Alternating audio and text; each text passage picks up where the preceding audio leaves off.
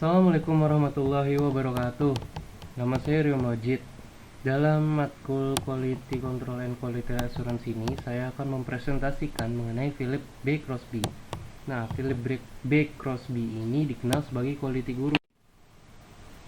Mempunyai nama lengkap Philip Bayard Crosby. Nah, dia ini dikenal karena kontribusi pemikirannya bagi dunia manajemen kualitas, yaitu dia mencetuskan zero defect and do it right the first time. Menurutnya, kesalahan, kegagalan, pemborosan, dan penundaan waktu dalam proses manufaktur bisa dihilangkan. Nah, quotes yang terkenal nih dari si Pak Philip Bayard Crosby ini, quality is the result of a carefully constructed cultural environment. It has to be the fabric of the organization, not part of the fabric. Nah, sebelumnya kita harus mengenal dulu nih rekam jejak karirnya dia.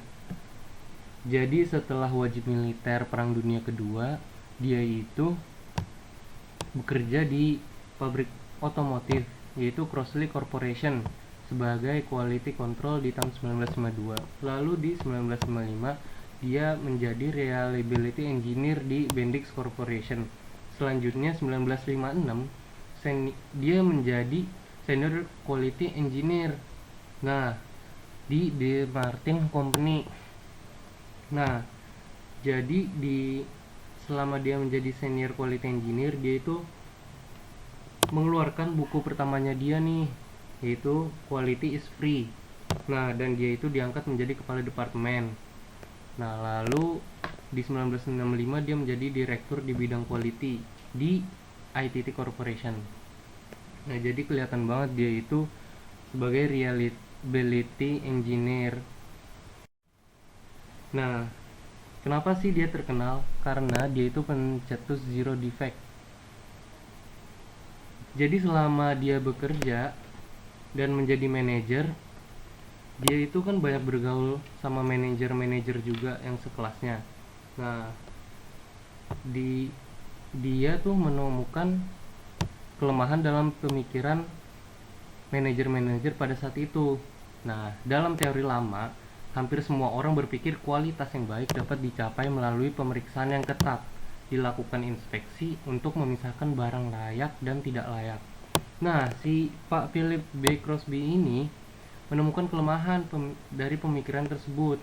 Menurutnya, kesempurnaan hasil produksi itu tidak bisa dicapai hanya dengan pemeriksaan, tapi harus ada pencegahan.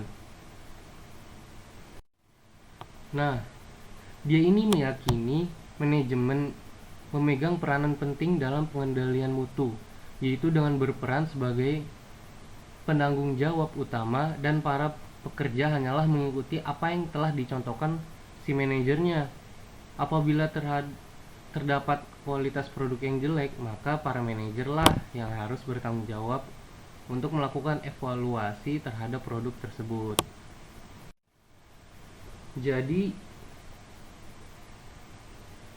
dia ini mencetuskan 4 absolutes of quality management. Yang pertama itu adalah kualitas dalam jaminan terhadap permintaan. Kedua, kualitas harus diintegrasikan ke dalam proses dari awal.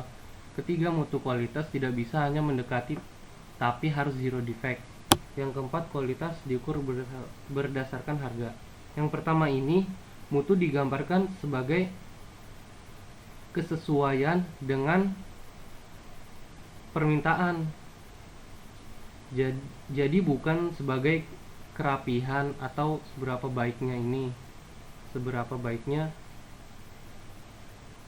si barang tersebut. Nah, kesepakatan akan kebutuhan-kebutuhan ini berada di antara segala sesuatu yang terlibat dalam prosesnya. Jadi ini merupakan bagian penting dalam mempertahankan sebuah kualitas jasa. Ketika kebutuhan-kebutuhan tersebut telah ditentukan secara jelas, proses untuk memeriksa apakah segala sesuatunya telah terpenuhi akan menjadi mungkin lebih possible. Lalu yang kedua itu, kualitas harus diintegrasikan ke dalam proses dari awal. Jadi maksudnya itu,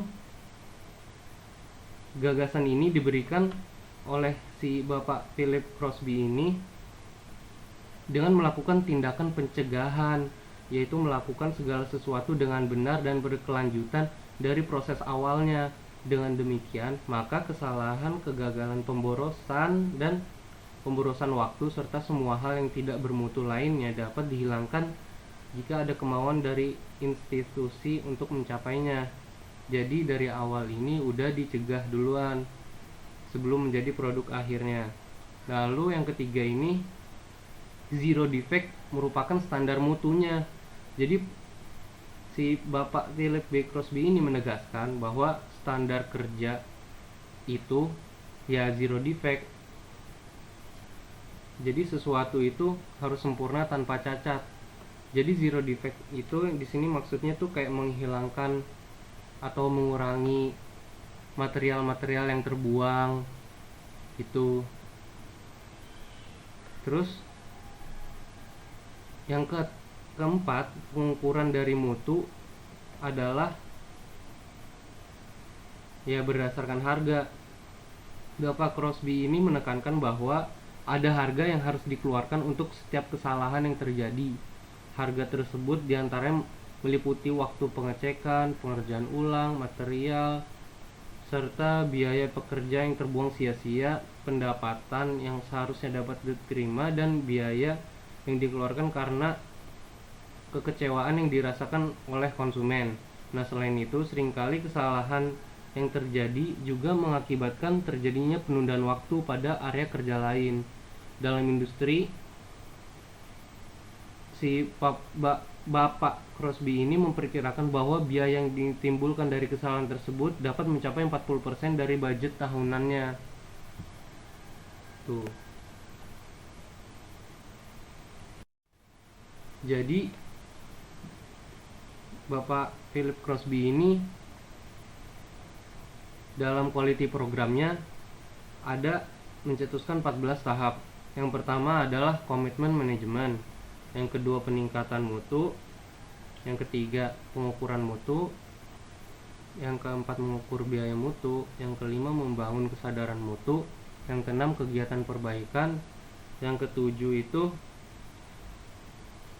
perencanaan tanpa cacat, yang ke-8 pelatihan pengawas, yang ke-9 hari tanpa cacat, yang ke-10 penyusunan tujuan, yang ke-11 penghapusan sebab kesalahan, yang ke-12 pengakuan, yang ke-13 dewan mutu atau quality council, yang ke-14 yaitu lakukan lagi. Jadi yang pertama ini maksudnya ini si manajemen komitmen. Nah, inisiatif mutu itu harus diperlihatkan oleh top level manajemen serta dikomunikasikan dalam sebuah kebijakan mutu yang singkat, jelas, dan dapat dicapai. Yang kedua yaitu meningkatkan kualitas. Nah, ini tuh tugasnya untuk mengatur serta mengarahkan program yang akan diimplementasikan melalui institusi. Nah, tugas ini untuk mengimplementasikannya itu merupakan tanggung jawab tim dalam masing-masing divisi. Terus quality measurement, pengukuran mutu ini diperlukan untuk mengukur ketidaksesuaian yang terjadi maupun yang akan terjadi dengan cara melakukan evaluasi dan perbaikan. Yang keempat, mengukur biaya mutu. Nah, biaya mutu ini terdiri dari biaya kesalahan, biaya kerja ulang, terus biaya pembongkaran. Yang kelima ini quality awareness, yaitu langkah untuk menumbuhkan kesadaran akan setiap orang di industri tersebut ini. Nah, informasi mengenai program yang dilakukan untuk meningkatkan kualitas haruslah dikomunikasikan. Yang ketujuh yaitu perencanaan tanpa cacat atau zero defect planning. Nah, ini tuh salah satu cara untuk menyoroti proses peningkatan mutu nih. Program ini diperkenalkan atau dijelasin oleh quality improvement team yang juga bertanggung jawab terhadap implementasinya.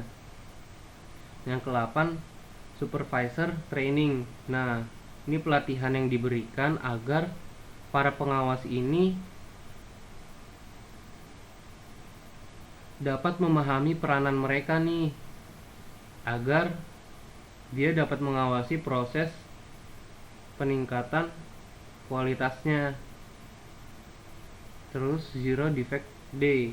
Nah, ini tuh kegiatan sehari penuh buat memperkenalkan ide-ide untuk zero defect. Nah, zero defect day ini merupakan komitmen manajemen terhadap metode tersebut. Terus goal setting. Nah, setelah diimplementasikan di bidang bisnis, langkah selanjutnya itu mengajak para si karyawan-karyawan dan atasan di bagian tersebut untuk menetapkan tujuan yang hendak dituju serta spesifik dan terukur. Secara spesifik dan terukur. Yang ke-11 itu error cost removal, yaitu mendorong komunikasi karyawan dengan manajemen mengenai rintangan dan tantangan dalam membangun mutu. Jadi itu dengan komunikasi kita bisa menghilangkan error-error di bagian produksinya. Terus recognition atau pengakuan.